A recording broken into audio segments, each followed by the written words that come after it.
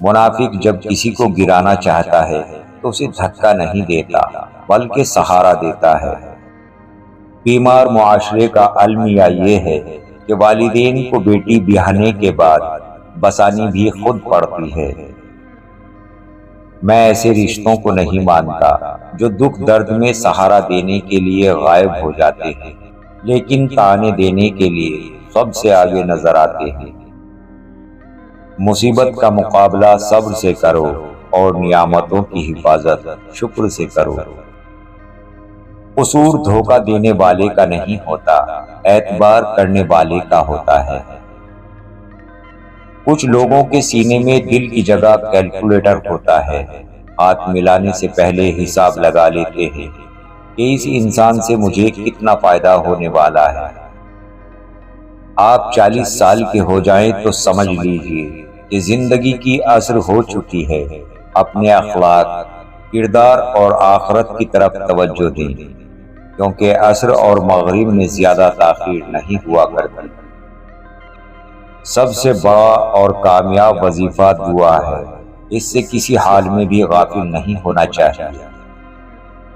لوگ کہتے ہیں کہ وقت کے ساتھ سارے زخم بھر جاتے ہیں، مگر حقیقت تو یہ ہے کہ زخم کبھی نہیں بھرتے، بلکہ وقت کے ساتھ ہمیں سہنا آ جاتا ہے۔ غربت انسان کو اپنے ہی شہر میں اجنبی بنا دیتی ہے۔ کوشش کریں کہ لوگوں کی روح کو زخمی نہ کریں، کیونکہ جسم کے زخم کی ہزاروں دوائیاں، ہزاروں طبیب مل جاتے ہیں، مگر روح کے طبیب بازار سے نہیں ملتے۔ برداشت کرنے کا ہنر ہر کسی کے پاس نہیں ہوتا۔ تھوڑی سی تنقید بڑوں کی اصلیت کھول دیتی ہے۔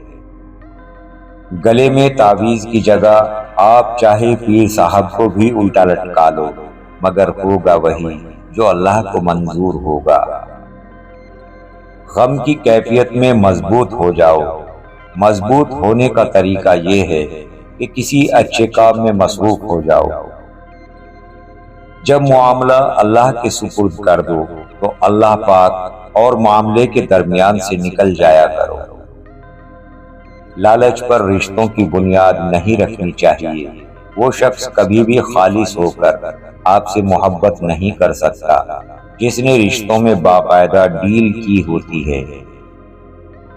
سخی میں ہزار برائیاں ہوں تب بھی وہ لوگوں کا محبوب رہتا ہے۔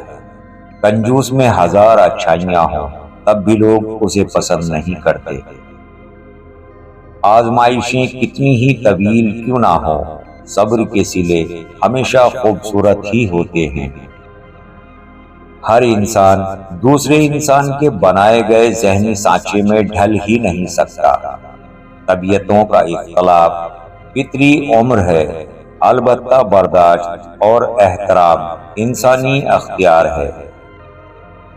زندگی میں دو لوگوں پر تبصرہ نہ کرو، جن کو چن لو اور جن کو چھوڑ دو۔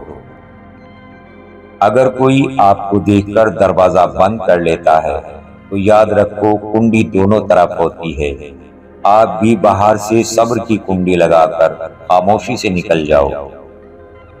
جوتے اور لوگ اگر آپ کو تکلیف دیتے ہیں تو سمجھ جاؤ وہ آپ کے سائز کے نہیں۔ لوگ آپ کو آپ کی خامیوں سے خریدتے ہیں اور سوچ سمجھ کر آپ کو بیچتے ہیں۔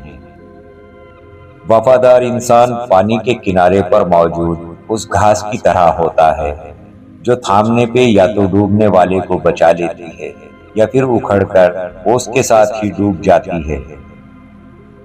غصے میں بات کرنے سے گریز کریں۔ آپ کی باتیں درست ہو سکتی ہیں لیکن آپ کا انداز غلط ہو جاتا ہے اور آپ بہت کچھ کھو سکتے ہیں۔